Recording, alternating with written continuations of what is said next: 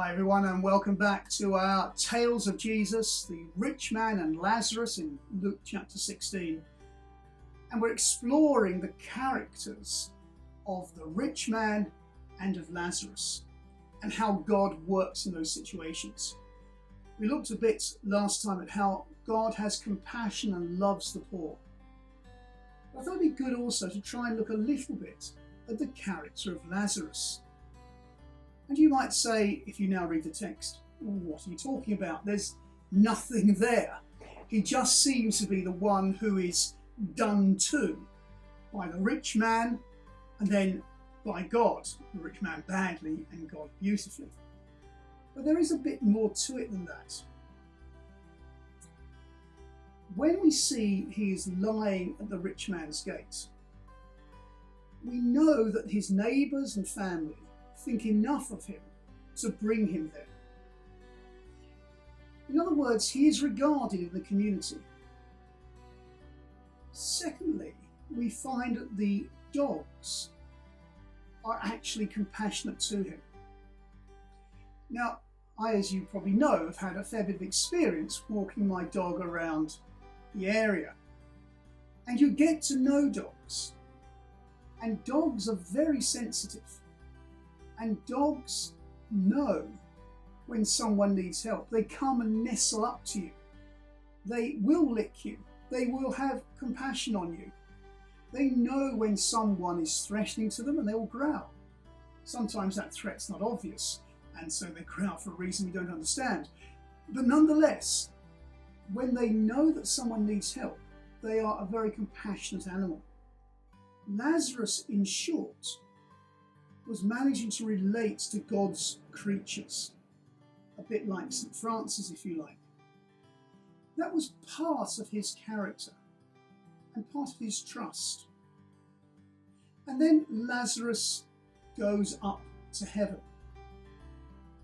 Can we say that Lazarus went to heaven because he was poor and the rich man went to hell because he was rich? I don't think so. The rich man, we saw, his character was bad, he wouldn't obey the commandments. But the poor man, Lazarus, we can assume was trusting. Because we see in heaven, he trusts Abraham. Imagine for a moment, there is someone you know who's bullied you and been nasty to you all your life, but they have power over you. Maybe it's your employer or the next up from you in the office, something like that. And then finally the day comes and the tables are turned. What would you do? How would you react when you finally had the chance to tell that person what you thought of them, to maybe get a little bit of revenge, to maybe crow over them? It is very human and very easy. This rich man calls out of hell to Abraham, almost giving him a command actually, as though he still has power, totally ignoring Lazarus. He even says to Abraham, send Lazarus to tell my brothers, as though Lazarus was still some petty person he could order around. And Lazarus says nothing.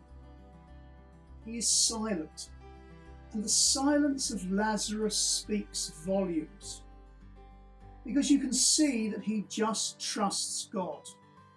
Or, of course, in this parable, Jesus is using Abraham as the authority figure because he's speaking to the Jews. But it's really a substitute for God. He trusts God to put things right, to do what is right. He doesn't have to defend himself. He can humbly wait on God and what God will do. He has no need to do anything more. He is one who trusts in God. He has known God's blessing. He is known, as his name says, God's help. How do we react in these situations?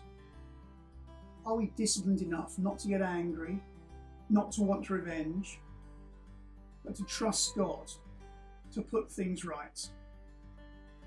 And even, as it were, to love the one who's persecuted us. Lazarus was of that kind. I think I can learn a great deal from him.